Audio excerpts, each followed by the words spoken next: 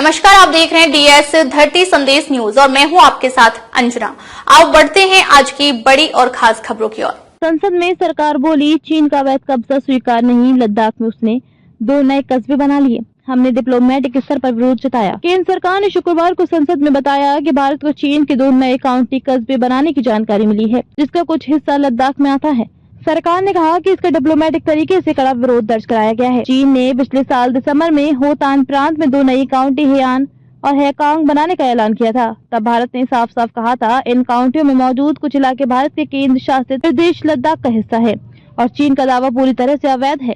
तब चीन ने ब्रह्मपुत्र नदी पर एक डैम बनाने की भी घोषणा की थी। इस पर भी भारत ने आपत्ति जताई थी। विदेश मंत्रालय से पूछा गया था कि क्या सरकार को होतान प्रांत में चीन के 2 काउंटी बनाने की जानकारी है, जिनमें लद्दाख से जुड़े भारतीय इलाके भी शामिल हैं। अगर हाँ, तो सरकार ने इस मुद्दे का हल निकालने के लिए क्या रणनीतिक और कूटनीतिक उपाय किए हैं? इसके जवाब में विदेश राज्य मंत्री ने कहा कि भारत सरकार को इसकी जानकारी है। सरकार ये जानती है कि चीन सीमा के नजदीक बुनियादी ढांचे का विकास कर रहा है। उन्होंने कहा कि सरकार सीमा के नजदीक वाले इलाके में बुनियादी ढांचे में सुधार पर खास ध्यान दे रही है, ताकि इन इलाकों में विकास तेज हो सके और साथ ही भारत की सामरिक और सुरक्षा जरूरतों को भी पूरा किया जा सके।